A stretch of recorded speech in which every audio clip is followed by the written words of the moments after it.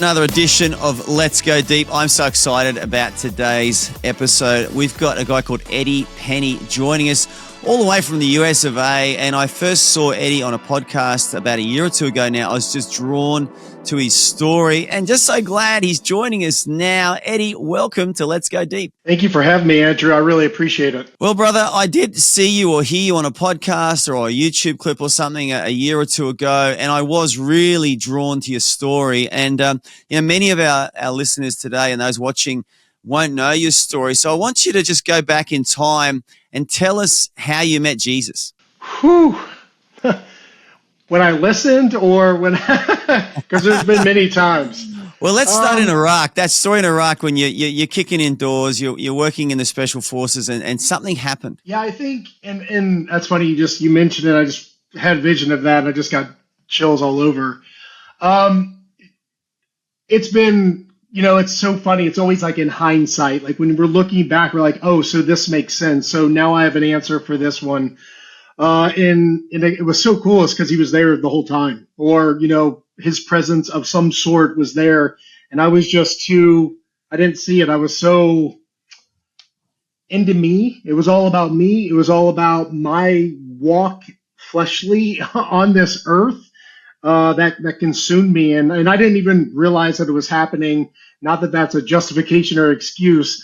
But what the one that we were talking about is we were stacked on a house and we were about to go in. It was, I can't remember the exact year, but it was in Iraq. It was probably 2009, I think, 2009. And we were on a terrorist cell that was known for using explosive devices. They would the vest, the suicide vest, they would have them on them, but they would use belts. Probably a couple of nights before, we had one clack themselves off and they exploded, and we luckily no one got injured. But we were on a house and we started calling people out because we didn't rush in anymore once we figured out they were using all these explosives. Because what they used to do before we started switching up our tactics is we would go in, hit them as clean and as hard as possible and get the whoever wasn't engaging in the terrorist activities out. But when they started using these explosive devices, they would take us with them. Very effective. It's a formidable enemy when they don't care. It makes you change your tactics and makes you pull back and be like, okay, what do we got here? We need to change some things, which is what we did. So we would start calling them out. And on this particular target, the women and children were starting to come out, and I believe there was a shot or two that was going on during this initial call out from our interpreter that was calling them. And there was just a mass confusion by the front door. And I was right on the front door, like looking in. And at that night, we weren't primary assault. We take turns with our other team. And so we were just kind of on outside security and managing these women and children, trying to get them out and then deal with the men later. So I called over the radio to my buddy, Louis Safran, who was an EOD guy, and he knows more about explosives than all of us put together. So tell us, what does EOD stand for? Sorry, explosive ordnance disposal. Okay, so he's the bomb expert. Yeah, he can go in there, diffuse, take, make, whatever it is. So he is the man. So that's like his specialty. So I called him over to go up to the front door, and he went by this huge pillar. And it was probably, 10 yards from the front door. And it was huge. You could easily, it was great cover. It was great concealment. You couldn't see, people in the doorway couldn't see him because it was a beefy stanchion. So after a couple more minutes, it seemed like a couple more minutes, I decided to move up there to help him and move these kids and these women outside so we could deal with the men on the inside of the house. And I got up on his shoulder and I just started noticing we had more guys stacked on the opposite side of the door. There's probably 5 or 6 of us all stacked up there, super close. If someone, chucked out a grenade or something, it would injure a lot of guys. So I just saw what was going on, and I was on Louis' shoulder. I was like, hey, buddy, I'm going to go back behind the gate, and I'll meet you back there. And I even said, hey, I love you, bro. And I can remember seeing the sweat drip down the back of his neck because it was, it was Iraq in the middle of summer. And he goes, I love you too, dude. I got this. So I gave him a tap or a squeeze, letting him know I was leaving. So I left. and everything was fine. And as soon as I went back, maybe, I don't know, 25, 30 yards, if that, wrapping the outside compound wall through the gate, massive explosion. And the building crumbled, and that stanchion that Louis was on, it was an overhang that stanchion was holding, and I believe that stanchion just kind of rolled, like kind of shifted over, and it caught his helmet and took him down and kind of folded him really bad. I mean, I remember we had to go in there after the dust settled, and we tried to figure out what was going on because it's just mass chaos at this point. You hear people screaming, and we had one guy that had double femur compound fractures. I mean, it was just chaos. I mean, if I broke my finger, I'd be crying probably, like with this guy. I mean, there's some serious injuries. And finally made our way around this overhang that pillar was holding up where Louis was behind. And we crawled in to try to get him out. We found his body after the dust settled and grabbed his body, and it felt like Jello. There was no bone structure. He was just crushed. And it was that one hit harder than lost a lot of great friends overseas, but I was just right there.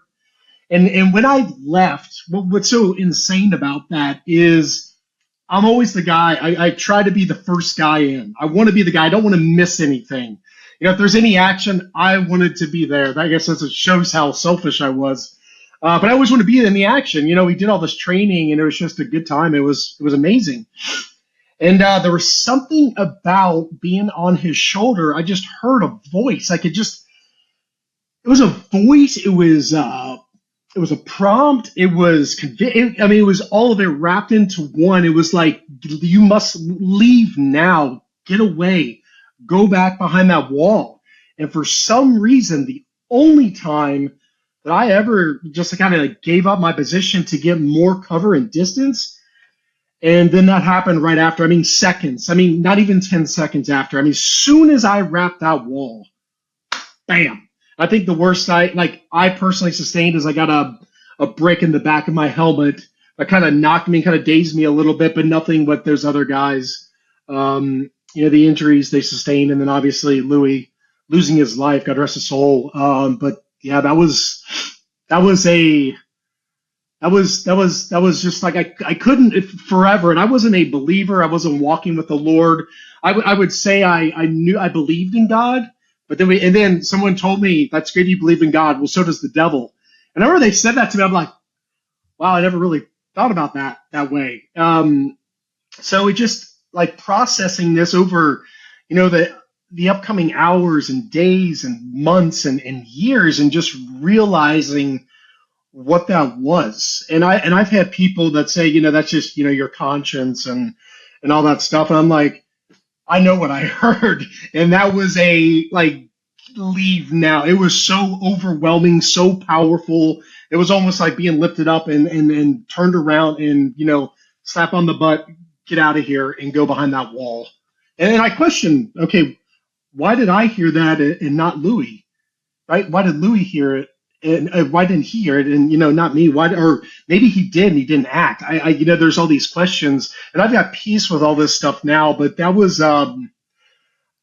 something, and I didn't know it. And when I found Christ and started walking with the Lord, it kind of revealed certain things. And, but I didn't know this at the time. As a guy, Eric Frohart, who was on that op with us, he was stacked on the other side of that door with those 5 or 6 guys that I told you. He got blown back into the other corner of the compound. We did a podcast together, and I didn't know this, but Louis pulled him aside because Eric, he knew he was a Christian, and started asking him about Christ. And I heard about that, and I'm like, man, that just made me feel so good. He was asking those questions. Yeah. And Eric even said, he's like, I afterwards, of course, in hindsight, he's like, I didn't spend a lot of time with him. I was almost like, that's kind of my business. You can believe what you want. And you could just see the conviction. And he was like, man, I really, it's like, that'll never happen again. If someone asked me about the Lord, if someone asked me about Jesus Christ, I am stopping what I'm doing, and I'm going to tell them what he has done for me and my family. And I didn't know that. I didn't know that. And that was years after all this. And it was like it was like the weight was lifting off my shoulder. And I was like, man, I was so good. Cause I always wondered, like, man, was he saved? Was he at least like Christ curious? Lord, your mercy and your awesome grace. Did we do something here? And it just made me feel amazing. So it gave me massive peace, which I'm so thankful for. We don't know, do we, Eddie? Because the night before, your friend Louis, he might have had a dream, or he might have felt a conviction. He might have repented of his sins. He might have said, Jesus, I'm sorry. We just don't know. And like you said, God's goodness is so good. It's much better than we ever are. And yeah, who knows, man? He might be waiting for you in heaven right now, but that's still a full-on story. And talk about a way for God to get your attention. And that's obviously started you on a journey towards Christ. Yes, absolutely. And of course, I'm like on the fifth grade level of banging two rocks together. It took more times and more times, but it's like, it's just, he never stopped. He's never stopped. Like, it was relentless, like pursuing me and showing me. And then it came down to one time, something I never did until this one time, where I actually prayed believing that he was going to hear me, like actually talking to him, not I hope I don't die tonight as I, ride a helicopter into a hot a hot landing zone or something. It was show me you're real. Show me something. And I'm sure he's probably like, how many things I've showed you that you haven't seen? So, cause he's got that wonderful sense of humor, and he showed. And it started a really close relationship that I can't get enough of. It's like an addiction. I started, you just praying for this, praying for that, make this Bible come alive that I could maybe get 2 sentences down, and I want to like throw it across the room. And now it's like a pop-up book. Things are popping, stories are making sense. And it's called A Book of Life for a reason. It's just breathing life into me, and I can't stop talking about him. And that's okay. And I'm thankful for that. Well, I got some news for you. I've been following Jesus for about more than 30 years now. It never stops, Eddie. That's beautiful. Well, he pursues us. Like you said, we get caught up in busyness. We get caught up in ministry. Even as you get a bit more developed in ministry, you start to preach and minister, and you can get caught up in that. And that still small voice of God in our hearts, he always draws us to himself in relationship. I think ultimately that's what he wants. He just wants that relationship. We all get excited about what we do for God, but I think God gets more excited about who we are in his relationship. Yeah, I would agree with that. But brother, I really want to hear more about your story. So obviously you're a Navy SEAL, and I guess in the States it's pretty well known now what a Navy SEAL is. Here in Australia, my first awareness of Navy SEALs was actually through a movie. I forget what it was called, but Charlie Sheen was in it. Was it called Navy SEALs? I can't remember. Navy SEALs. Yeah, that was a great movie. Boys great are back movie. in town, playing golf, man, tearing up the golf course, jumping off bridges. It was just a boys' movie. And yeah, Charlie Sheen, who better to play a Navy SEAL than Charlie Sheen? But I know, right? And then, of course, that other movie came out, Lone Survivor, a few years ago, and that had a big impact out here as well. And that really, I guess, got me interested in in you guys in your community. So tell us, brother, how did you become a Navy SEAL? I think, like, for me, it started when I was a kid. I was doing all the sports like baseball, football, soccer, basketball, which wasn't long I did that. And then I swam in high school. When I didn't hit puberty like all the other kids in my grade, they were playing football. And I told my dad, I was like, hey, I can't play anymore. They're so big. So I just straight up quit. And I went to wrestling to try that. And then I did one practice. That weekend, we were playing basketball at a recreation center. I twisted my ankle, so I was done with wrestling. I missed that season, and then a buddy came up and said, "Hey, why don't you try the swim team?" I was like, "Dude, I'm not wearing a Speedo, bro. Sorry, it's not happening." So reluctantly, I went, and I did that. We call those out here, Eddie, the Speedos. You know what their nickname is in Australia? What is it? We call them budgie smugglers. That's awesome. That is good. So I wore that for a few years. You put them on again. So you humbled yourself and wore the Speedos, huh? Yeah, I just did it. I mean, it made swimming so much easier instead of having all this drag of board shorts or whatever. So I did that, and I'm so glad I did. With my career, I was very comfortable in the water by the time I got to SEAL training. But just watching all the movies, I watched like all the Sylvester Stallone movies, all the Arnold Schwarzenegger movies, Jean-Claude Van Damme movies. I just loved the military. I loved, started loving weightlifting and trying to get bigger, stronger, faster. And just that was it. I wanted to do the military. And then I went to a buddy's graduation down in South Carolina, which is on the East Coast of the United States, for a Marine Corps boot camp for his graduation. So I was good friends with him. I swam with him in high school, and his parents asked if I wanted to go. So I said, sure. So I went down and I just saw all the obstacle course and then marching, and just got to see like a good tour. And it was like hook, line, and sinker. I was nailed. I was like, yeah, I'm doing this instead of the SEAL thing, which I originally wanted to do. So I did that for 4 years. And around the third year, I wanted to go to sniper school in the Marines. And you have to be an expert shot before you can go. So you have to go to school and you have to qualify as an expert.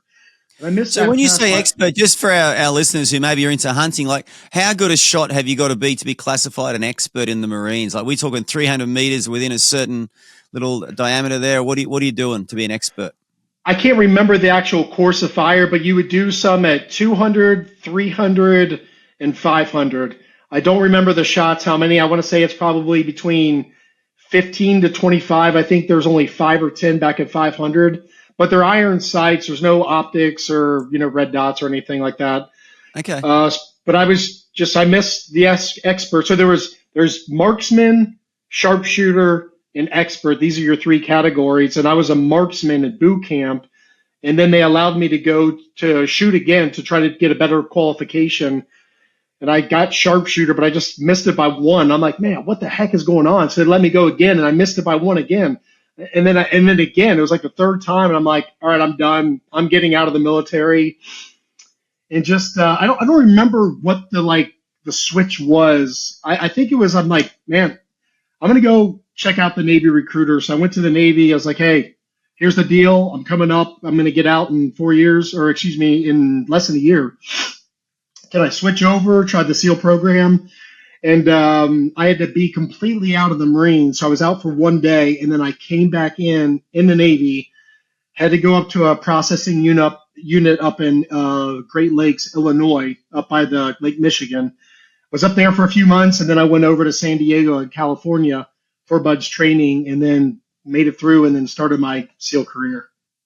But Okay. just always wanted to do the military thing.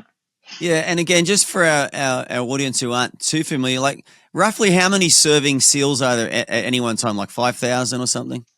Wow. I don't know, but I don't think it'd be that many. So not even that. With their support, for sure. With their support, there's a lot. But active duty SEALs, I don't know that number. But you've got almost 350 million people in the States. So out of 350 million, only a few thousand guys can actually make it as a SEAL. So the culling is pretty intense, isn't it? Like the difficulty of actually getting into those teams. Like, tell us about that. Yeah, it's not fun at all. I mean, it is, but it's definitely not. But once you get in or you get selected, you have to do a physical training test just to make sure you can get in there. Your ASVAB score, which is our military entrance test, that's got to be good. Your physical, make sure your body's good, like no color blindness, hearing's good, other things like that. Then you go, and it's a 6-month course, but it's called BUD/S, Basic Underwater Demolition SEAL Training, and it's broken up into three 2-month tiers, I guess you could say. It's the basic, which is your first 2 months of, that's where like everyone hears about Hell Week, where they beat you down.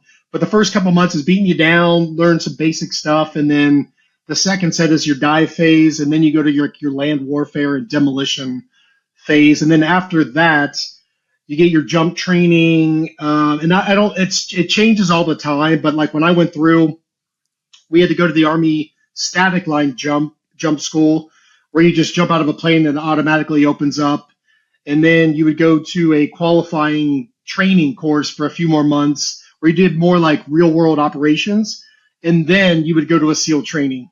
You would go to a SEAL team. Okay, so let's pretend 100 people try out for the SEALs in that initial buds training, how many will get through, Eddie, out of that 100? Like less than 10?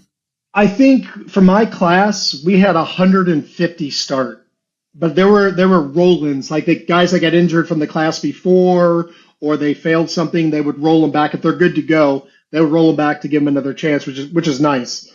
We graduated, and please don't quote me on this. I think it's like 38. Okay. And 12, I think 12 or 13, less than 15 were original people, no roll-ins. So with a brand new class, about 15 made it. Yeah, so I mean that's pretty intense considering every one of those guys has trained, prepared, they're really keen, or they think they're really keen, and it's just so hard that they can't get through, or they don't want to get through. What do you think is the most important thing to get through that training? It can't be just physical. Mindset. 100% your mindset. 100%. Okay. So tell me about that. I think you mentioned Lone Survivor. At the beginning of that movie, I use this quite a bit, is they're showing like guys on the beach doing push-ups, going in the water, getting wet, which is not warm, getting sandy, and just on, sit-ups and whatever calisthenics just to wear them out. And you can see them doing push-ups, and their body can't do it anymore, but their mind isn't stopping. So that's the whole thing, is like the mind can't stop. It can't stop no matter what they bring at you, because everyone's going to hit muscle failure. Everyone's going to get tired. Everyone's going to get cold. That is a given, but it's that mind. They're looking for those who keep their mind. No matter what they say, the mission. You know what you got to do. You got to keep going, help out your buddy, make sure you stay healthy, keep going, don't quit, pass the test that's right in front of you. And just roll with the punches. And there's a lot of punches. But what's so cool about this is you learn about yourself. You learn about your body, what your body can and cannot take, and you learn about your mind, which is awesome, which just makes things after not that big of a deal. So while everyone's kind of running around like flipping out at certain things, they're like, guys, this really isn't a big deal if we just calm down. There's a book I read. There's a Don't Sweat the Small Stuff. And the subtitle would be, It's All Small Stuff. And it is true. There's so many things we sweat.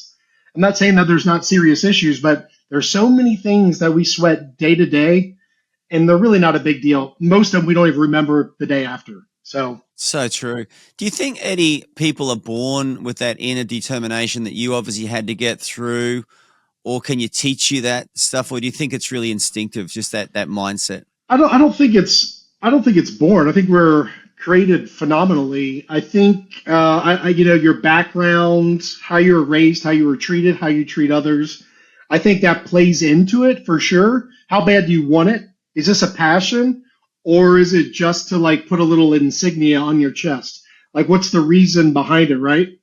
Is you believe that this is your purpose to do? I really think that is. And I think certain guys wanted it for a resume, and I believe some really just wanted to go out there and serve their country and their loved ones with all of it. Money wasn't an issue. Obviously, if you're in the military, money is not your driving reason to be in the military. But it's how bad do you want it? It's so cool because you can take these things everywhere else, into business, into leadership, into parenting, what worked for you, what didn't work for you, and it's good to experiment on little things. I wouldn't recommend the cold plunge for the kids, though. Not a good idea. I'm kidding. I haven't done that. I still remember that scene out of one of the many John Wayne movies I saw as a kid when this kid couldn't swim, so John Wayne just threw him in the lake and said, "You better learn to swim." I know exactly what you're talking about. Yep. Oh, man, I miss those good old days. I really do. Yep. As a kid, I loved John Wayne movies. And then, of course, John Rambo came along, and my buddies and I, we just like Rambo freaks. Everything we did, we like, you got to be a Johnny, and the Rocky movies. It sounds like you were shaped by a lot of that that same stuff as well. But for sure, obviously you guys go through really, really rigorous physical training. Since you've left the teams, Eddie, do you still work hard to keep fit? Is it just something now that's going to be a part of your life forever? Yeah, absolutely. I mean, right now, to be honest with you, I do it to prevent injuries, for my body locking up, because all of us after, spending years and got multiple surgeries. But yeah, still weightlifting, do like MMA style training once or twice a week just for my cardio and just to kind of stay active in certain things. But yeah, definitely that is working out is definitely one of our priorities in our house. My wife and I both make sure that we're working out, stuff like that. It just makes you feel better, makes you want to eat better than, sit on the couch with a box of donuts, which is not frowned upon, but it's not a good idea. No, it's so true. And do you find most of your former colleagues in the SEAL teams are the same as you? Like once they get out, they still keep super fit? Because they all look pretty fit. The ones I see are online anyway. Yeah, for the most part. Yeah, for the most part. I mean, if they're online, they probably feel like they have to just to put up an image or something. But Yeah. yeah, I mean, a lot of guys are just like that's just a part of their lifestyle. They love it. And guys, try different things, CrossFit and weightlifting, strength training, whatever it is, running, swimming, rock climbing. Guys have their own little thing, and they stay with it usually. I read the Apostle Paul. I imagine him being a really fit guy.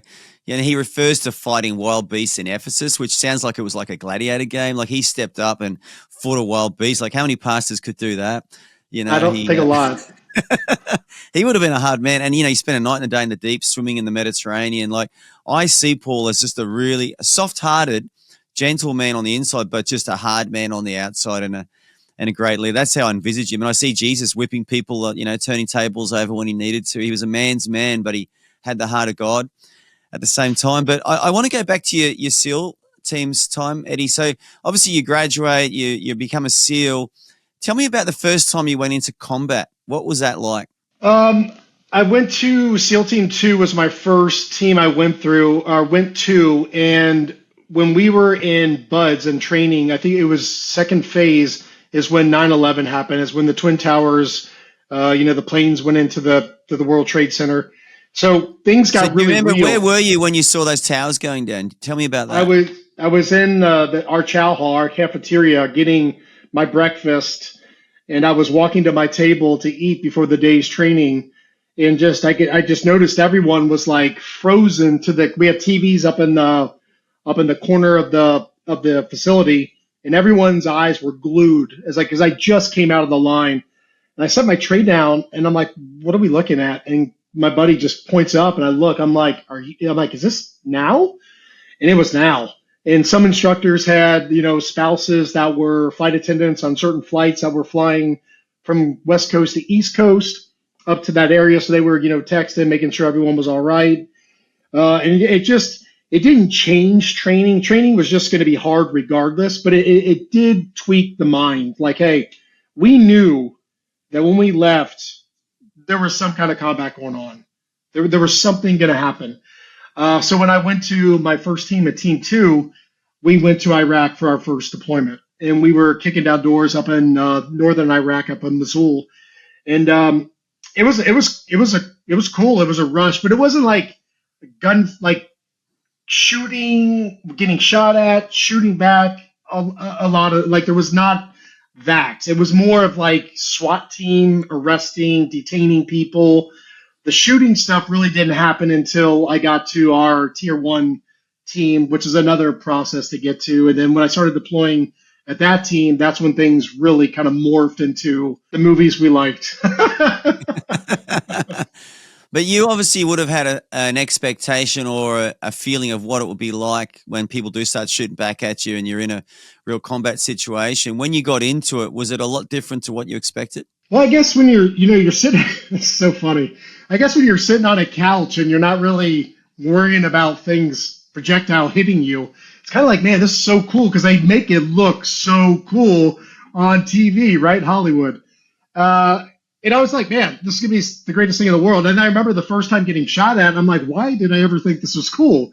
And then you just it was like a flash in my mind. But it was exhilarating. It was the adrenaline from it. It was a hardcore addiction. I told that to, on podcasts that I've been on before that I was addicted to it. And I always said, like, I've never experienced anything exhilarating like that until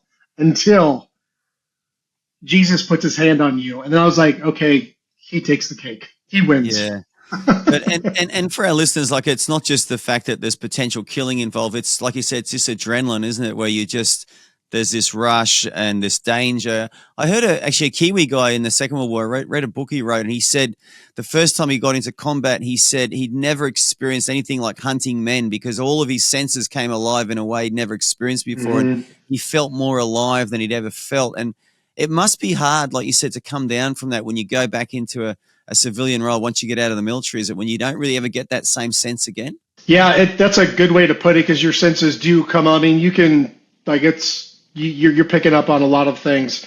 Yeah, when you come back, a lot of guys, just take a nosedive, and we've got many movies that show that. That's why we kind of get in, and I'm not throwing anyone under the bus. This happened to me. Get stuck into taking pills to sleep because your mind won't turn off. Alcohol to suppress, and that's kind of like, and I really wish I knew Christ back then, because since then he's taken all that stuff away from me. He's like, you just come to me, and I would hear people say that before, and I'm like, I don't understand until you understand, and then you get it. It's like, oh my gosh, like, wow, you really are so powerful and so awesome, and just put your protective hand over me. But I got sucked into the bondages and addictions of drinking, stuff on the internet that I shouldn't be diving into, and the list goes on and on and on, and it was long, and it would be kind of like it was to the point where, like, my kid wanting something that was more detrimental to me than being over in combat. That was like peace to me. Back in the States was more of a hectic war zone. It sounds very weird, but in my brain, that was really, that's what it was. And I mentioned mindset. That's what gets you through things, but not even knowing what was going on, my mindset was all skewed. It was jacked up. It was like I would frame, like, you did this. It's time to relax, and I would just suppress, and I missed a lot of great years with my children, and it sucks, man. It's still repairing right now, and thankfully I've got a wonderful relationship with all my children. But it just didn't realize it at the time what was going on. I didn't see it. I was just, again, looking at the tree in front of my face instead of being pulled back and seeing the whole forest of what was actually happening. I was so self-absorbed in Eddie's little world, and had to do a lot of forgiveness, a lot of mostly for myself for being that way. And I still, I'll like apologize to my children and be like, hey, I'm so sorry. And we just had a Bible study a couple weeks ago, and I'm like, apologized again, and we're all in tears. And it's so nice though. It's so good, because before, like, no, we don't cry. We're tough. We're military guys. We go to combat. No one cries. I'm like, that is the biggest junk that I've ever heard. It's like, just being able to show my emotions and not caring. It's so freeing. So a lot of growth over the last few years, and I'm so thankful for. Yeah, it's so good. And you're right. Us in our sort of Anglo-Saxon culture, whether it's British, American, Australian, we are brought up to feel and think that we don't cry. Real men don't cry. But man, I see in the Bible, I mean, Jesus wept twice in Scripture. He wept over Jerusalem. He wept over Lazarus when he died. And we see David weeping, and all the great heroes of the Bible, they didn't mind expressing their emotions. And I like you, I've learnt to cry as a Christian. And maybe I cry too much now, I'm not sure. But but it's so healthy because it releases that emotion, and it just brings that brokenness. And so, yeah, it's awesome, man. But how many years in the SEAL teams did you do, Eddie? So I did 4 years in the Marines, and then I did 16. I mean, there was probably a year, less than a year of training to get, to get to, my SEAL training. And then I did operational, I think, 13 deploying. And then my last couple of years, I got custody of my 3 children, so I had to go to a non-deployable unit, but I was still in the SEAL community. I was recruiting guys and training them up to get them to special operations in the Navy. Well, so that's a long time. That's almost like 20 years in the military. 20 years exact. 20 years and 1 week, to be exact. Yeah. So you said that you had to take custody of your kids. Like, tell me about that. So it would have been my eighth deployment. I was going to Afghanistan, and I was going through a divorce. It happens, and I point fingers at this guy for my actions and certain things for sure. But we went to trial to try to do this custody thing, and at the time she moved to a different state with the children. I was I was sold that she wanted to be with her family so she could go to college and get on her feet, which I respected. And the city she was moving to, we did a lot of training in that city. So I'm like, hey, just let me see them when I come out there to train, and if I can get them on holidays, and everything was good. And when she went out there, radio silence, no calls. Weeks went by, no nothing. So I told my lawyer about all this stuff, and then we went to trial.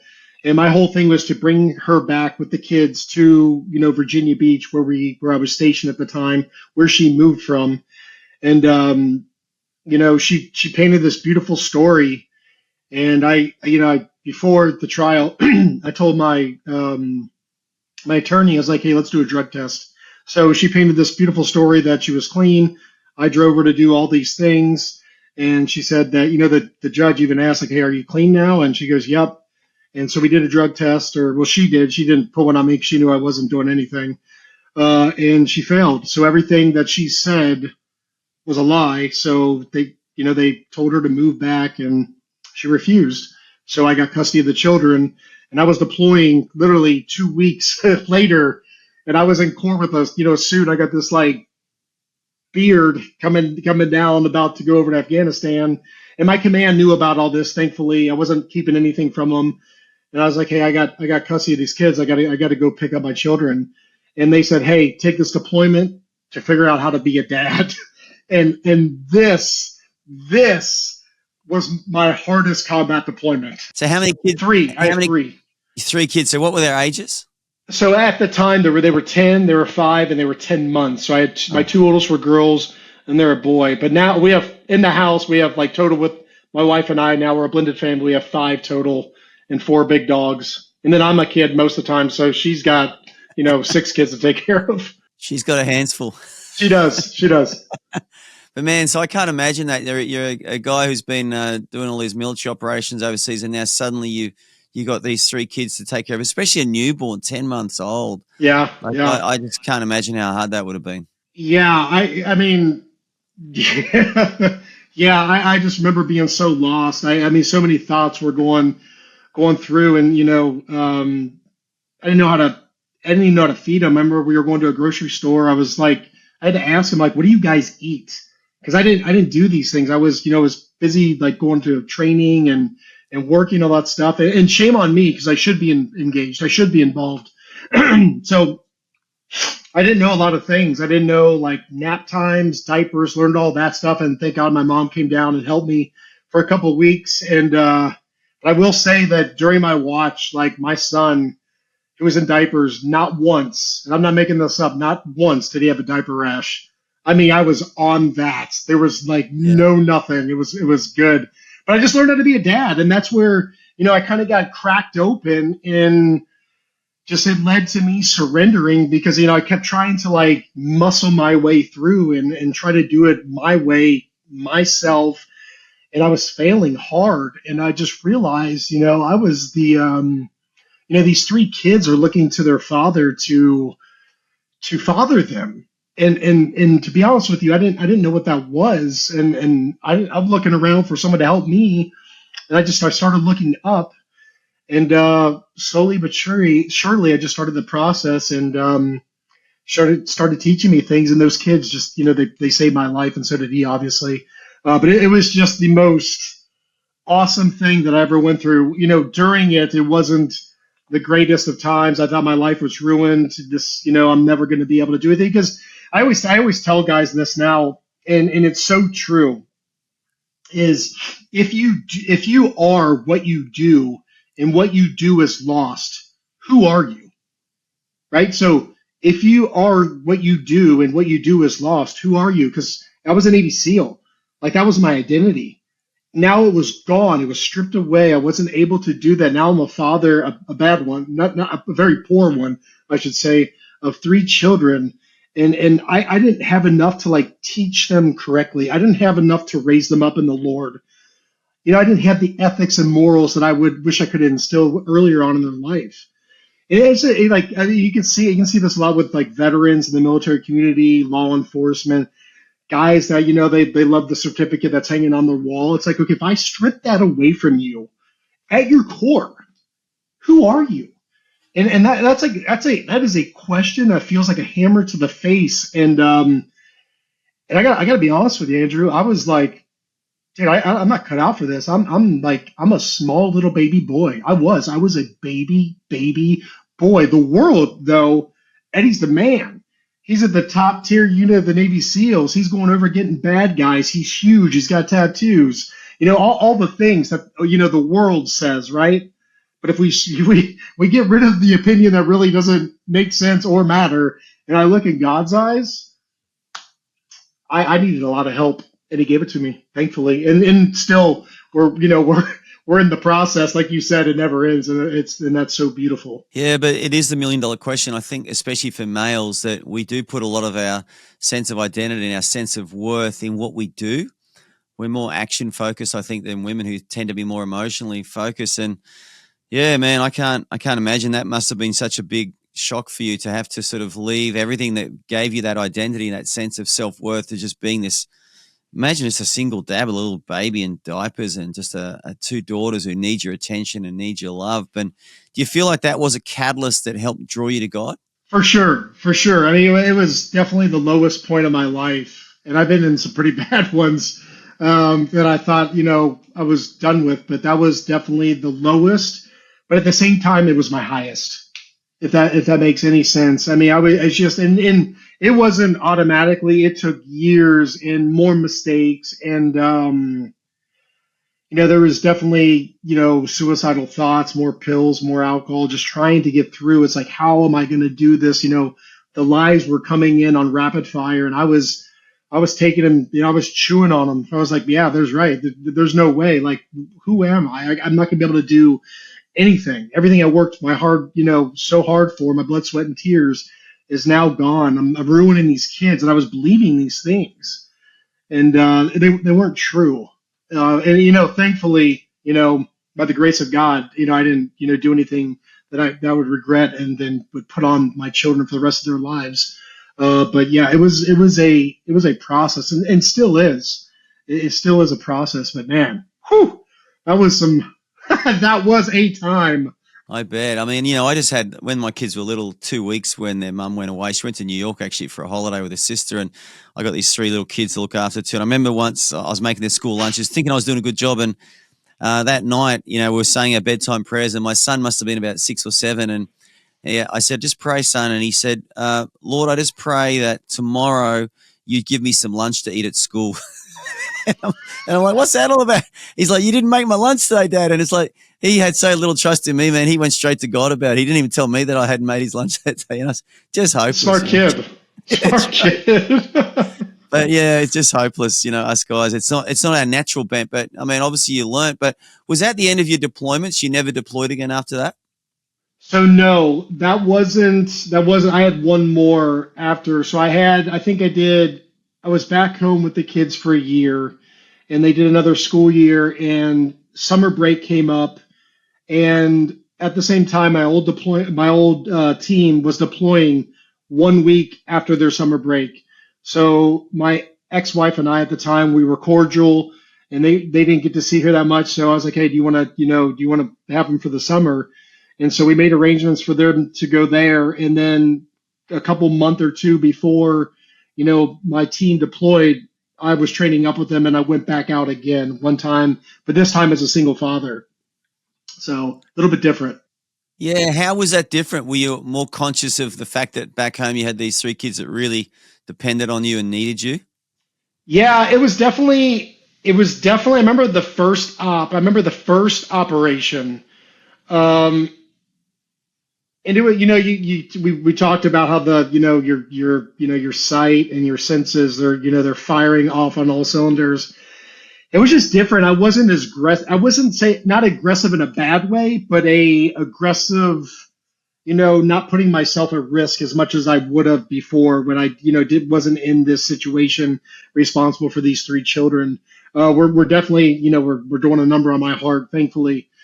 But yeah, things were moving a little bit differently. I mean, still operating, and after a couple ops, I was back into it, but still not the same. Not in the bad. I think more I was just so aggressive, which is has its pros and cons. And then so I was more, I was processing a little bit more in my mind before processing more with my feet in action.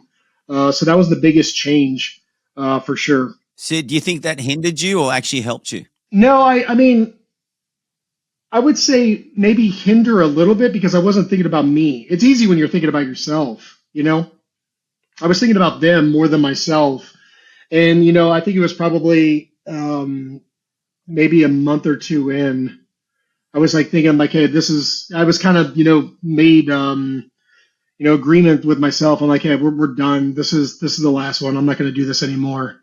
And then I actually like had thoughts like maybe I shouldn't even have done this one. I'm not the same man. I'm not in the same place. But again, selfish Eddie wanted to go, and then just seeing your guys, and the deployment before that, we lost a really good guy, Adam Brown. He wrote the book Fearless.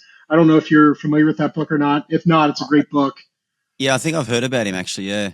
Yeah. So he was. I served with him for a few deployments, and so he passed the one before. So I was like, I remember getting that phone call like at 2 o'clock in the morning when they were overseas, and it's just like it did like it hurt. I was like, man, I should be there with my guys, because this is like another family. So did the deployment, and I was set to come back in a couple weeks, and then I think it was actually 3 days, and then we had probably our biggest tragedy was we lost a bird called Extortion 17 in our team, and we lost, I think it's 32 guys died in that helicopter crash, and those were all my buddies that I deployed with, and I just remember we were watching it on TV, like, because we had drone footage and watching it and just seeing it was thermal imagery, and thermal imagery is when it's picking up heat, it's white, and if it's not hot or heat, it's black. And I remember just seeing those bodies going from a white, and it just started diminishing gray and then into a black. And it's just like, that was another just, that took a while to come back from on that one, man. It's just like my best friend was on that. It was just, it was nuts. And then you come back, and I escorted the bodies back. One of the families asked, because I was coming back in 3 days anyway, so one of the families asked if I could escort Jason Workman back. So that was my buddy. And so I came back with them. We had two C-17s, big aircraft full of caskets. I mean, it took two. That's how many there were. So we brought them back to Dover, Delaware, where they do all the, however they dress them for wherever they got to go to their resting place. And I was with them, got to go to my house for like a day to pick up my like dress uniform, went back up there, and then flew with Jason's body to Blanding, Utah with his family. And I was with him for a couple weeks. It's just a lot of time to think, man, when you're sitting next to your dead buddy in his casket with an American flag on top. It just, and then seeing all the wives or widows, I should say, and their kids, and Jason had a son that was Tristan, my son's age, and it's just like a lot of thoughts, man, a lot of thoughts, and it's just, it's, we look back, we're talking about these movies, they never really show this, you can't show something on TV and give you the feelings and the anger and the rage and just the brokenness, and how to cope with that. And of course, most of us would go to the bottle, because that's what our world portrays, right? Bad day, go to the bar, have a drink, you'll be fine. And after weeks and months of that, it's not a great idea, especially when you're getting put back with your children that you need to raise, and it just went down more, and we had to come back from that as well. So that was my last deployment.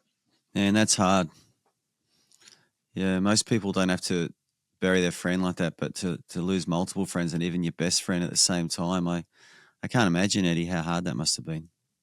Yeah, it was rough. I mean, Just the like I won't even go back to like I don't like going back to Virginia Beach, that area, just because being there, just old memories pop up, and it's just not really.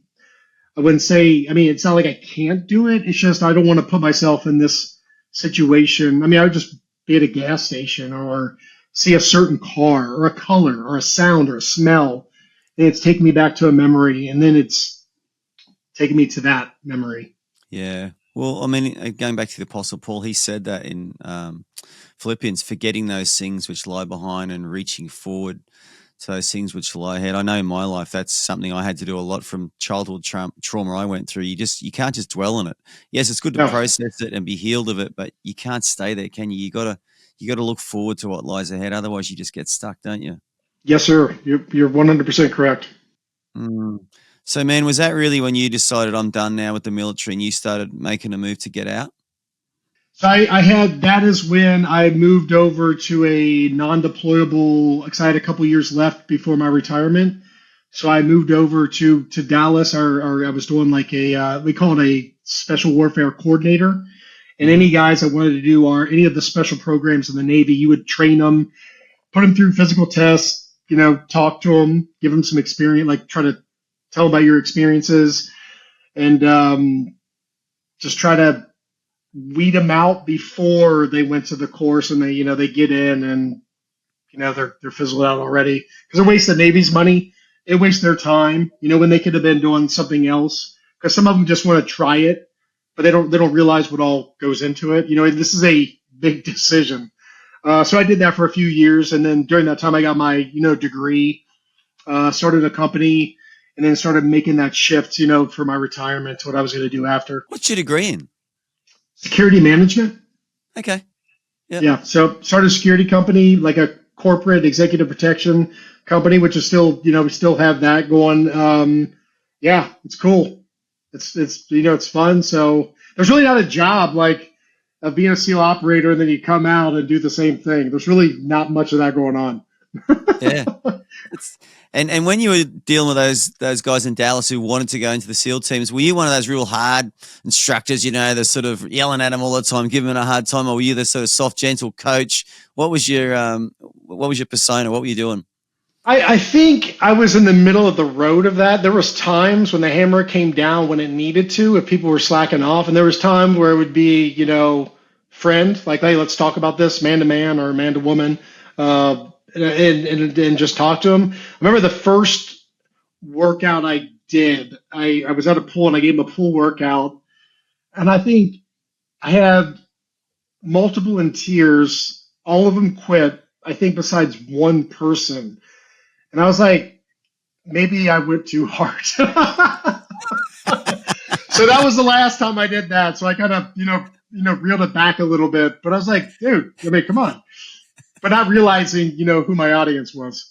So when you say they were in tears, was that from all the stuff you were yelling at them, or because just the physical training was too hard? I think maybe both. I wasn't yelling. I wasn't like a drill instructor. Yeah, I never really did that. Yeah. Very firm. Very firm. Uh-huh. I mean, I was a bigger dude, and I'm sure I've heard like the intimidation factor is pretty big. So that, and you're dealing with some guys that are in high school or just into college or waiting to do whatever. But yeah, they weren't appreciative of it. They were like, wow, okay, timeout. I mean, some didn't come back. So I mean, Yeah. but if that right there is getting you to stop, then I think we did you a favor. Well, you did the Navy a favor too by them not wasting Yeah, anyone's time. yeah, true. What's the number? I've heard someone quote. Is it like the US government? Is it $30 million or $100 million they spend on the training of each Navy SEAL from start to finish? Do you know the number? I've heard this. I've heard that it's like $1 million per person or something after like a bunch of schools. Mm-hmm. I've heard. I don't know if that's true. It's Okay. a lot. I know, like just the aircraft, the equipment, the explosives, the rounds, the rockets. Like those things aren't cheap. So I wouldn't. I mean, it's probably above $1 million now that I start rattling them off. Yeah, sure, but it's a lot. It's a massive investment, isn't it? And It is. It is. And just like, do you have any like real highlights of when you were a Navy SEAL? Like, obviously, there's some real trauma. You went through some hard times, but what were some of your highlights about being a Navy SEAL? Man, that's a lot. That's a lot. That's a big question. There's a lot. I mean, I think the biggest thing that I really do like is when guys want to go in, and I can give them honest stuff. Like for me, I had like books, I had magazines, I had movies. I didn't really have a person to ask questions that would who actually listen and actually feed me back answers. So like I love that's one of my highlights. I mean, it might seem not so military-esque or I love that because I really wish I had that when I was a kid. And just you can see, and some are, they're like, okay, never mind. And some are like, yeah, like let's go. So that's definitely one of them. But there's tons. I mean, the people I met, the skills I got to learn, going through some crap, and then coming out of that crap, and what I can do to help other veterans, because they'll listen to someone that's been there, done that. You know what I'm saying? I'm not going to listen if I had if I was strung out on drugs real bad. I'm not going to talk to somebody that's never experienced it. I want to talk to someone that's been there, and I can see their story where they got pulled out of that and now they're like on point.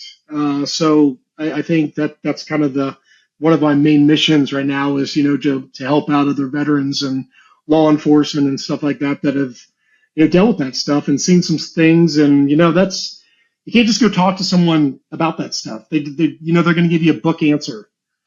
No one wants a book answer.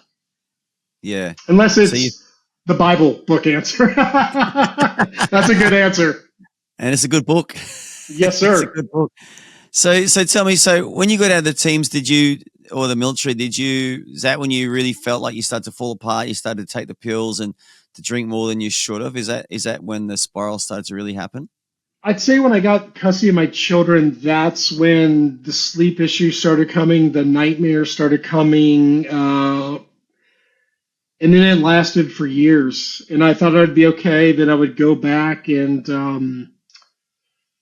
I'd say when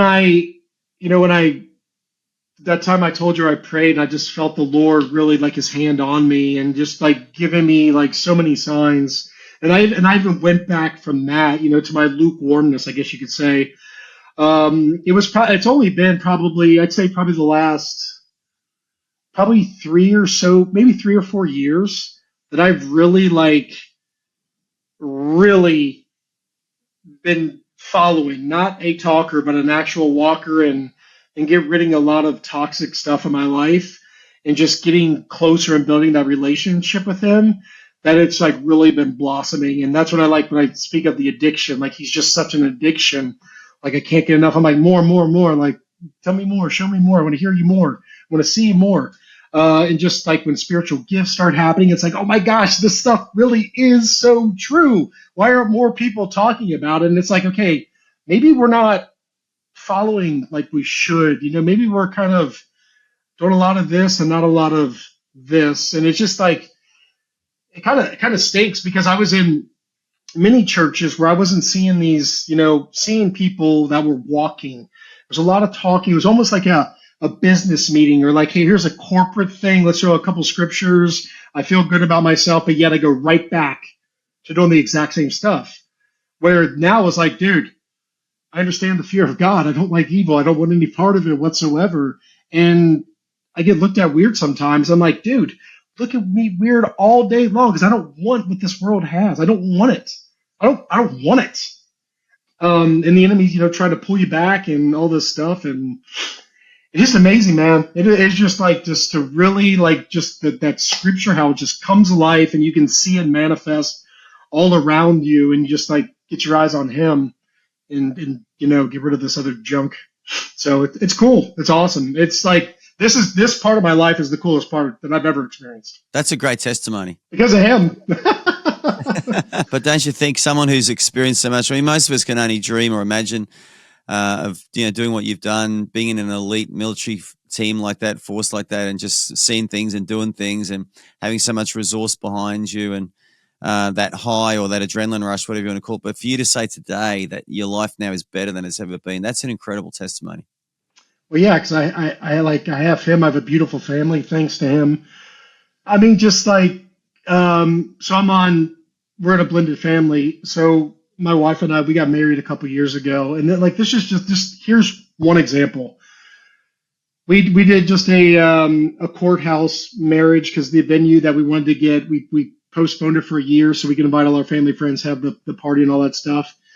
And we went out to eat that night. And I was eating a seafood dish, and I eat a mussel and I bite on something super hard, and I pull this out after I eat all the food around it because I'm like a fat kid. I eat all the food and I pull it out, and there's a beautiful white pearl. You can't make this up. And I mean, this is the night that my wife and I get married, and I could just feel the Lord be like, this is good. This is good. I mean, I'm in tears.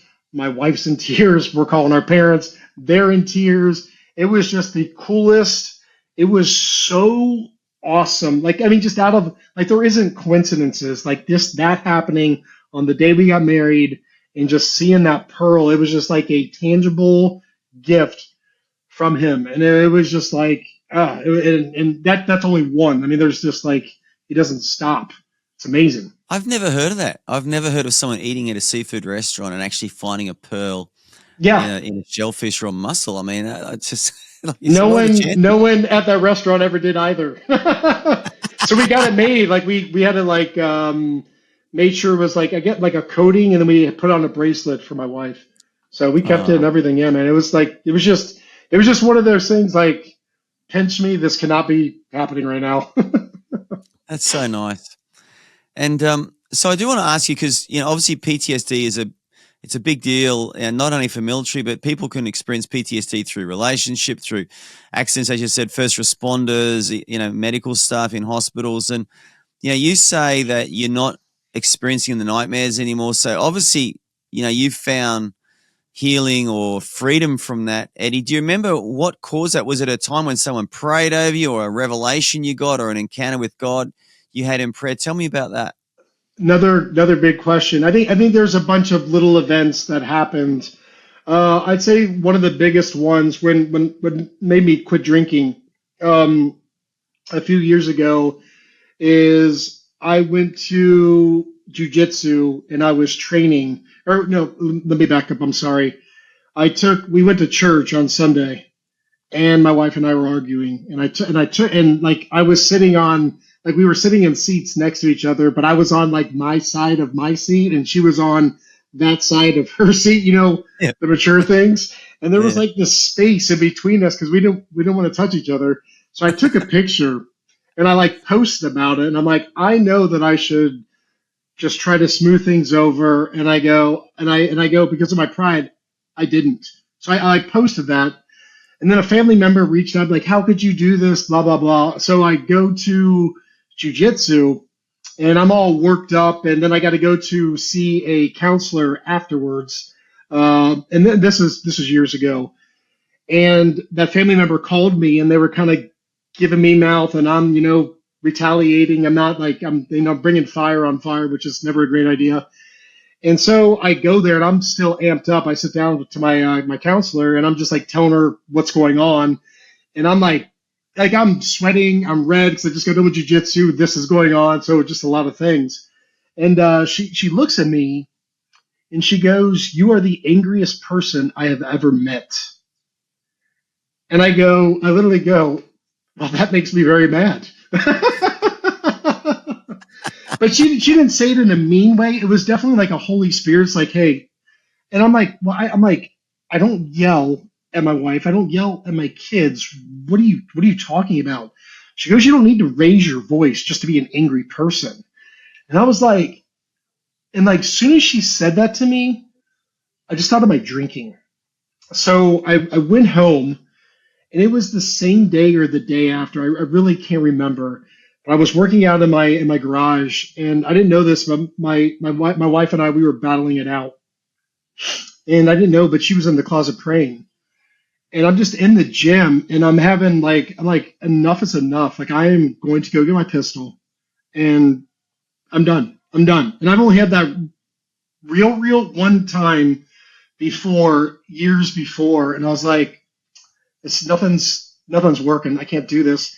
I remember I had that thought, and I was like, no, I can't have these thoughts again. And I literally, I stopped in the middle of my garage, and I just like started praying to Jesus. I was like, please take this burden from me. Please take it. I'm like, I surrender. Whatever you need me to do, whatever you need me to do, please tell me.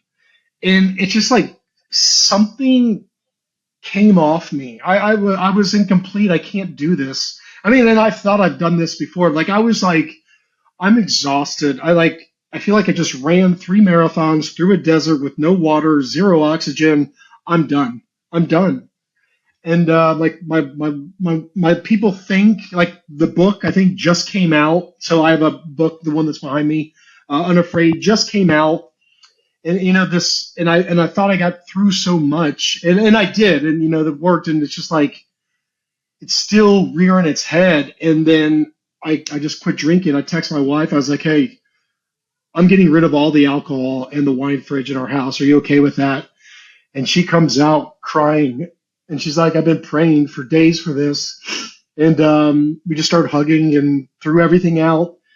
And it's been almost 3 years now that I haven't had a sip of alcohol. And once I did that, I realized it's like a lot of times there's one block, there's one thing, and then this, it can just, the momentum can start picking up. And from that, I just started getting rid of crap in my life, friendships, relationships that were not good for me, certain places I would go to, I would get them away from me, certain clothing I would wear, I would just get it away. If it wasn't good and it had any amount of darkness, I got rid of it.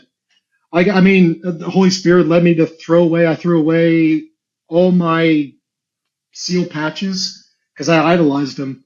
I idolized the heck out of them. I got rid of so much crap, and every time I did, it was like these little acts of obedience. The Lord just gave me more and more freedom because I was listening. It was the first time I was truly listening to just get closer. And I would be like, what do you want me to do? What do you want me to do? I'll do it. And I did. And some of it wasn't easy. And some of it I don't fully understand right now, but I know I will. And many things I didn't understand, I do now. So it was just trusting in him, right? Like Proverbs 3, like, don't lean on your own understanding, but trust the Lord, and he'll make your path straight. And I got to go back to that a lot of times. A lot of things don't make sense to me, but my ways aren't his ways, and his thoughts are not my thoughts. I got to trust in that. I have no other way. I've been to the other side. I don't want to go there anymore. Yeah, and so what's been, the Bible talks about fruit. What's been the impact or the fruit of those choices you've made? What have you seen come to your life since you've made all these sacrifices and you've given all this stuff up? Oh, man. Compassion, kindness, love, and one thing that is like I just never really could grasp, serious self-control. And I'm by no means got it figured out, but if we take a few years ago to now, and like the stuff that I've been through, and where I sit now and just experience true freedom, it's, I try to tell people, but I can't explain it. I can't explain how beautiful it is, how freeing it is. I mean, it's amazing is when, there could be chaos all around you, but there's literally peace internally that it's not really affecting you. You don't need to throw out a comment because someone gave you one. You can just take it like a man and just be like, man, I'm sorry you feel that way. And then you just watch them simmer down. It is nuts. It's like, you might be like, well, duh, Eddie. I'm like, well, it's like, it's so nuts. But just stuff like that, man, the fruits of the Spirit, right? It's just like, it's so beautiful. And then like just words of what he'll do what he'll give you to help someone else, like, words of knowledge or certain things. And it's just like, I can't believe how phenomenal he is. I just can't believe. I mean, I believe it, but I can't believe it if that makes any sense to anyone. Because it doesn't make sense to me, but I'm all for it. Yeah. So you genuinely are experiencing more peace, more love in your heart now than you've ever experienced before since you've really surrendered to God. Yeah, but also more strength, as I've realized my strength in Him. Like, the darkness doesn't overpower me. I don't fall to these thoughts, or I'm like, I realize I can identify, be like, yeah, no, get out of here. And I choose to walk in righteousness. It is best to my ability, and just go to Him. Like, I no, I mean, it makes you see it, because a lot of these things that we struggle with, they're all thoughts in our head. They're all thoughts in our head, and we buy on it. I'm a loser. I'll never be good enough. I gotta cope with this substance, with this pill bottle, and that's not true. It's not true, because I used to think that. I used to take the SSRIs. I used to take this and that, just to try to, like, function normally. Then I was relying on all these other things, and one by one, gently, he just said, "Hey, you don't need that anymore." I said, "Roger that," and his word is true. So today there's no alcohol, no pills. You're free of all that stuff. No alcohol, no pills, nothing. Nothing. Amazing. It is So amazing. good, mate. I just feel like just saying, praise God. How good is God? Oh man, he What a great yeah, story. What a great for sure. transformation. And, I just want to say this, Eddie, I've seen some heart. It's just the beginning. You're just at the beginning of your journey. And I just can sense God's hand is on your life. And there's things He's going to do through you in the future you had no idea about, 5 years ago, even 2 years ago, even now. But God's got things in mind for you. But I can just see you're on this incredible journey. And He's going to use you, Eddie, to do a lot of stuff. Yes, sir. Yes, sir. And I'm here for it. My hand is raised. I'm ready to go in. You're ready to kick the door in. Yes, sir. Yes, sir. Let's breach that wall. So, Eddie, let me ask you, what is your dream for the future? Like, what do you pray about and envisage and say, God, can you do this with me in the future? What would you love to see happen? I think ministry is where I'm going. I think I'm like, I can almost say that matter of factly. We started our Unafraid clothing line, and that kind of, so funny. It started out to be like a mindset thing, and then slowly it's just like, well, let's add Christ to this, and God to this, and it just started changing to be a faith based, but for more for men, because I want men. For me, I can only speak obviously personally. I never saw the true strength in churches and in men when I was coming up in the church. I didn't see it, and I'm not saying it wasn't there. I just didn't see it. And when I did I think it was the Sean Ryan show, is the podcast that you mentioned, is when I did that, so many people reached out and they had the exact same thing. It's like, where is it? It just seems like there's not. Again, I'm not speaking for all churches. I know there's some great churches out there, but it just seems like we're missing. It seems like the more push is just to get you in for an encounter, and then we're done. There's no, like, growing. There's no discipleship. There's no, like, hey, we still got work to do kind of mindset going into this. And I think that's my main drive, especially for the veteran community, because it's a good community, and there's a lot of turmoil there, a lot of chaos, and they think that the out is through pill bottles and certain things, and I can speak from experience, and I used to be a naysayer and a doubter myself. It's through Christ. Is that freedom in Christ, and it is so true. It is so powerful, and it has such authority. It is just like, man, we should be screaming it. And again, my hand is raised. And it's funny, isn't it? Because the power you talk about, the power of Christianity, it's all secret. You can't see it. When you look at someone, you can't see that power, can you? You just see this Christian guy going to church on Sunday or carrying his Bible or whatever it is. But that power that you mentioned, it's kind of secret or hidden, isn't it? And I guess, like you said, people just have to take that step of faith towards God, who they can't see, and just say, "Hey, Lord, can you please help me?"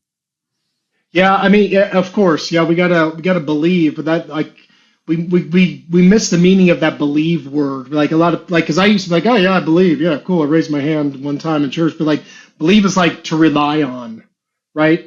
To like, hey, I'm all in with this. I believe in you because if I believe in you, I'm gonna do what you say, and I know that you're telling me these things to protect me, not to control me or say you can't do this and you can. It's to protect you because there's a lot more at play than meets the eye, a lot more, and a lot of people don't realize that.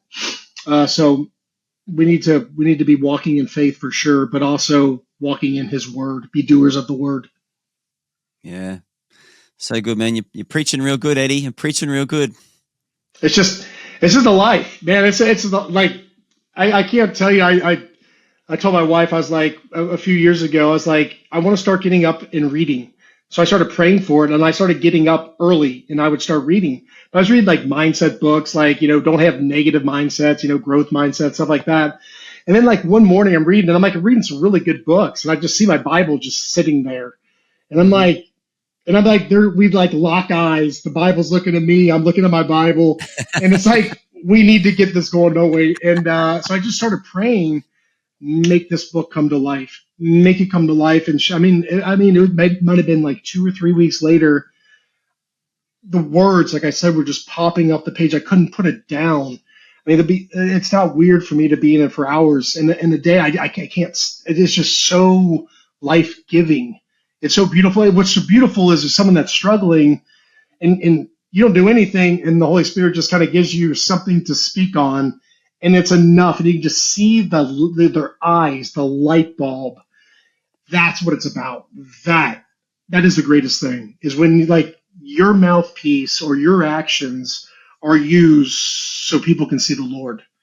That is the coolest thing in the world I've ever seen in my life. Yeah, it is pretty cool. The Bible says the angels in heaven rejoice when one person turns to the Lord. And but Eddie, is there anything that you learned as a Navy SEAL that you still apply to your life today, maybe even to your spiritual life that's helped you? For sure. Yeah, I mean, just n- never quit, no matter what it's looking like, no matter how cold, no matter how wet, no matter how sandy, no matter how fatigued you are. You don't quit. You don't turn back. You gotta. I mean, we gotta quit looking behind us and looking where we're going. What's going on right now, and where are we going? Don't pay attention to back here. We got a lot of all of us, and I've mentioned quite a bit. We got a lot of baggage, a lot of skeletons, a lot of things that we're not so proud of. But I've learned that junk, that testimony, is an invitation for others to be like, wow, okay, I'm not alone. Wow, I deal with that too. How'd you and our conversations get open, the communication makes and the Lord's just like, that's right, my sons, my daughters, let's get it. Also, tell me how you met your wife. Like you said, you got married a couple of years ago, and obviously God's redeemed that part of your life as well. Yeah, how did you guys meet? Yeah, we were met in the gym. Started working out, and then we became friends for a couple years. She was in a relationship, I was in a relationship. It was the first relationship where literally we were friends. Like there was no weirdness because I've never done that, and I did the opposite of what we should do. Yeah. And we just our relationships didn't work, and we like, hey, you want to? I think we went on a walk one time in a park or something, and then the relationship started. And after a couple of years, we just brought it together, and now we're all living together. And it's still, I mean, blended family is not. It's not all like fireworks and balloons and confetti. It's tough, learning her stuff from her, and then my stuff from me, and then we have kids coming together, and then exes, and thankfully things are cordial, and but it's been a process, but it's been a process that's totally worth it, and it's been good. It's been good, but there's times of trials, and there's also been times of like awesome victories. So it's good, and the Lord's all over it. And I will say this, and and I mean this: if the Lord wasn't present, it might be bad. I mean, just putting the Lord first just takes care of so many things when we're looking to the Lord. I'm not looking at her. She's not looking to me. We're looking up, and then we're taking guidance as it comes in. So that's definitely been a blessing for sure. It's so weird saying these things. If I was me a couple years ago, I'd be like, dude, will you shut up? You make no sense. I would slap myself. But it's like, yeah, Eddie the hypocrite back there. So what you're saying, it's not like the Brady Bunch, the blended family. No, it's not. It's definitely not like the TV shows, for sure. That was a great TV show, though. I loved the Brady Bunch every day after absolutely. school. Yeah. Here's a story of a man named Brady. It planted that seed. Planted that seed how things are supposed to be. It was kind of ahead of its time, really, wasn't it? Because when that TV show was made, divorce wasn't such a big thing. Blended families weren't such a big thing either. Yeah, it wasn't. Yeah, it is now. But man, you're right. I never thought about that for sure. And when that was 80s, right? 80s? I mean, I reckon that would have been made in the late 70s, maybe even the early 70s. It was an old. Wow, remember the old station wagon, man? And those old station wagons, that's got to be early 70s vintage. That's true. That's back there. You don't see those anymore. That was before the SUV. There you go. And then Teslas now are taking over the roads. Yeah. But so when you guys met, were you both Christians or not really when you met in the gym? I was kind of going through, starting to see things, like starting to understand. I was kind of going through that, like I'm starting to get it. She was more fighting it. She would see like crosses everywhere, like clouds, trees, like just she would show me all the time. I'm like, and it's kind of like, do you see what's going on? And it's like, it's nothing. I'm like, no, but seriously, but it's like you can't really you can't force it, you can't push it. But it would, we'd talk about like, hey, what do you think about that? And then boom, you just see him doing his thing. And now I can honestly say this and have a good conscience that like he is the foundation of this household. Like it's couldn't do it any other way. I mean, we could, but things would fall, and I don't want to do that. Yeah, and so you both had like really surrendered your life to Jesus before you were married or after you were married. When did that happen? Yeah, I would say, gosh, I think it's still a process of fully surrendering it all. I don't think we were getting there for sure. We were definitely getting there, and then through our marriage, we've gotten way closer for sure, both of us. And it's thankful that it's both of us doing this, this process together and trying to build our relationship with him and with us and trying to raise our kids. It's definitely makes it a little bit easier than if one was trying to, walk with the Lord and the other one's just kind of doing worldly things. I don't know how I could do that one. Although I've been the worldly guy in a relationship before, so maybe I do know what it's like. How old are your kids? You got 5 kids, you said. What are the ages now? Yeah, so the ones in the house, we have a 10-year-old boy, 13-year-old girl, and a 15-year-old son. And then I've got my two older daughters. They both have grandkids, so we're grandparents, and they're in their 20s. Wow. Mm-hmm. Wow. Yeah. And do any of those boys have any desire to join the military because of your background? I'd say our youngest one would probably have the most. Our 15-year-old, I don't think so. I definitely won't be forcing it. I mean, if that's the passion and he shows the passion, I would definitely support it and try to equip him as best as possible beforehand. But if he shows no interest, it's not like you're going to follow in my footsteps. He's got to do his thing. Do you find like a lot of kids these days, I know my kids have had a much easier life than I had. I was brought up like you in the 80s, late 70s, and life was kind of different back then. You had to be a bit more reliant and resilient, self-reliant, and resilient, and you're kind of on your own a lot more. Like I find with my kids, I'm just always driving them somewhere, taking them somewhere, organizing stuff. When we were kids, man, we had to make up our own stuff. No one did anything for us. Yeah, I mean now, like there was no like PlayStations and Xboxes and then now you got like trampoline parks and there's all laser tag places, arcades, they got all these things now. Yeah, we're the same boat, man. We're always driving to the movies or somewhere to hang out with somebody. But before it's like, hey, there's woods. We'll go look for frogs. That's what we did. But do you feel like the modern Western generation, that these kids are a little bit maybe softer and mentally not as resilient because everything kind of has been done from? I do. And again, this is generally speaking. I do, and I think a lot of it's obviously, with technology, they're more like in the digital age, like we're working with that kind of stuff instead of like going out and okay, what's cutting down firewood? What's an axe? What's a saw? What's building a fire? What's making a fort? Stuff like Yeah. that. And less things with your hands that'll roughen them up versus the controllers or something like that, or the iPads or swiping or stuff like that. Yeah. I definitely, yeah, I do. And I'm not like, picking on anyone, but I mean, you can just see, we have AI. You don't even need a brain to think anymore. You just say something and it will give you this beautiful write up. The next generation of doctors and lawyers are going to be raised on ChatGPT or AI. And I mean, we could do a whole podcast just picking your brains about the future of the military with AI and drones. Yeah, yeah, yeah. That's I mean, a I've whole seen the other. movie. It doesn't end well, Terminator. I mean, where does this Doesn't end? it? Well, for sure, they're going to turn I don't on know about us. you, man, but I'm at the age now where for some, Arnold Schwarzenegger like Terminator comes after me, I'll just say, just shoot me. I'll just go to heaven. I Yeah, can't even that's bother good. fighting this, Yeah, man.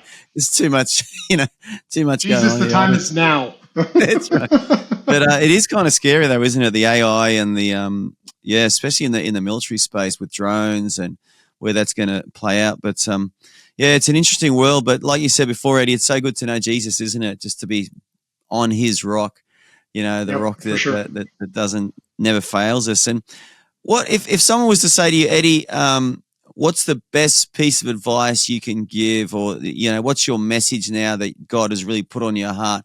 What is that, Eddie? Oh, for sure. Seek Him. 100% seek Him. 100% seek Him.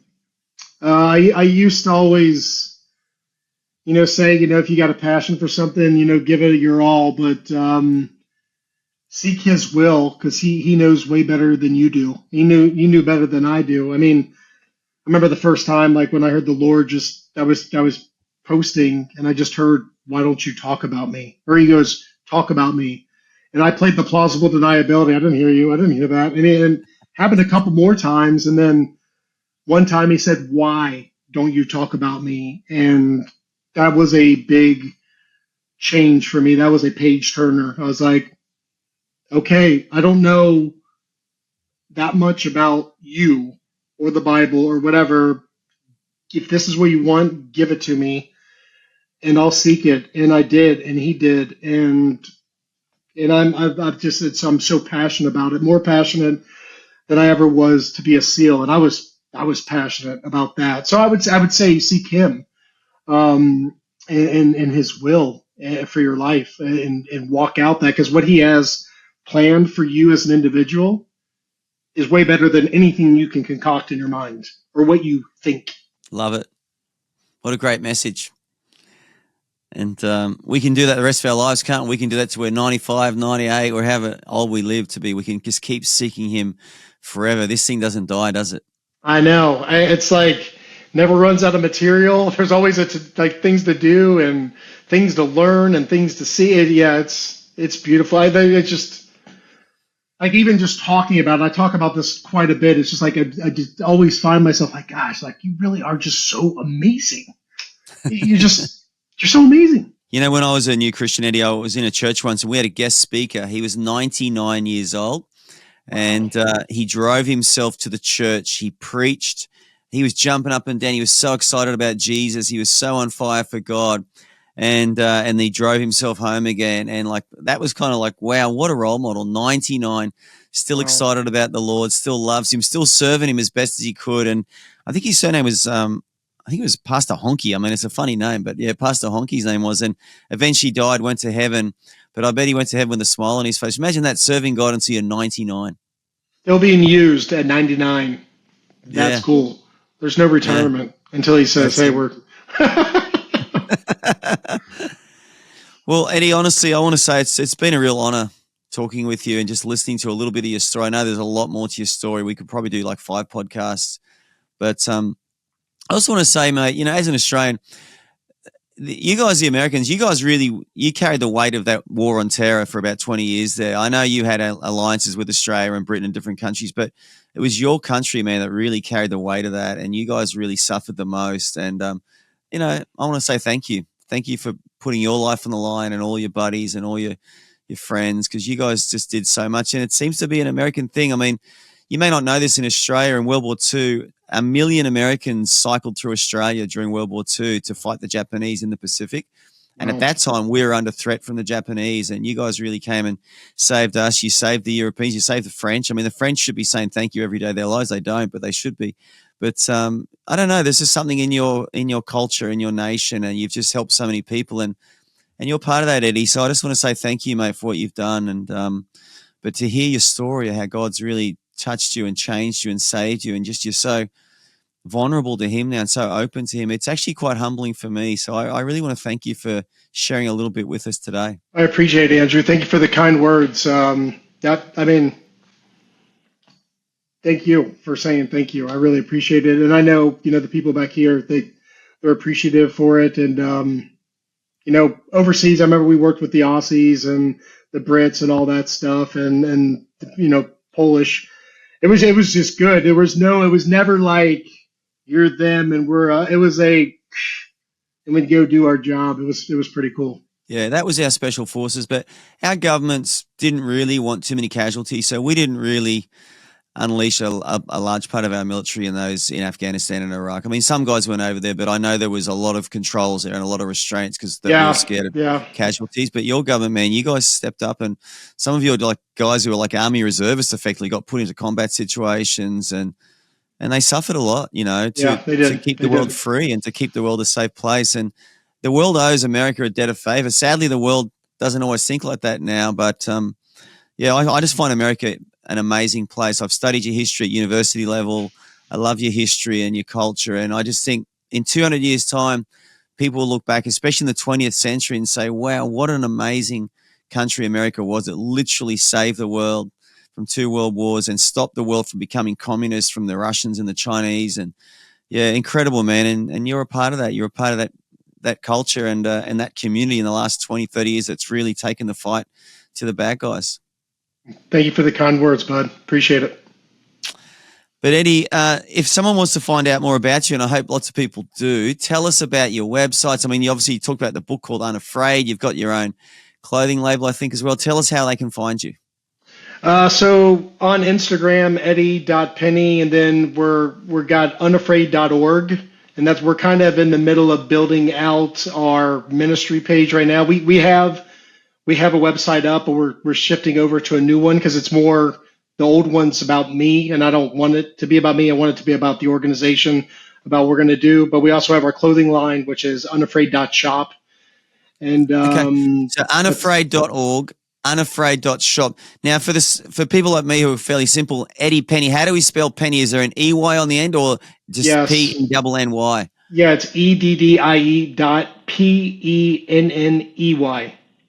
Okay, so if I search up Eddie Penney on Instagram, we'll find you on there. You'll find my dad probably, but I got a dot. I think my dad's Eddie Penney. He's always like, "Do you know this person?" Okay, so it's Eddie.Penney on Instagram and unafraid.org or unafraid.shop. Well, I'm genuinely really excited about the future, Eddie. I can't wait to see what God does through your life in the years ahead. I don't think this is the last time we'll see each other. I'd like to bring you out to the Pacific Islands sometime, preach out there. The Solomon Islands, I know you would have heard of Guadalcanal in your marine history. I'm very familiar with that. I'm not been there, but yes, sir. Absolutely. Yeah, well, I've preached a few times. We do a bit of missions work in those sort of islands. I'd love to take you to Guadalcanal. We can preach there. Awesome. There's some great churches there. God's really moved. They had a genuine revival in the Solomon Islands in the early 1970s, and it was actually through evangelical churches, but just thousands of people got saved. And there's still a great culture there of an openness to God. But like every nation, the next generation needs to be reached as well. So, yeah, maybe we'll bring you out to the islands sometimes, man. We go preach there. You can come look at all the marine memorials there. There's some great memorials there and sort of pieces of history you can check out as well, because that's a big part of U.S. marine history too, isn't it, Guadalcanal? Yes, sir. Huge. Yeah.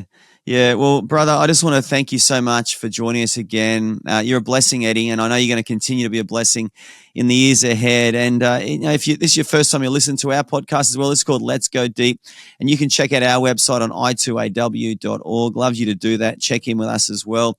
But Eddie Penney from unafraid.org, I just want to thank you so much for joining us again on Let's Go Deep today. I appreciate it, Andrew. Thank you so much for having me.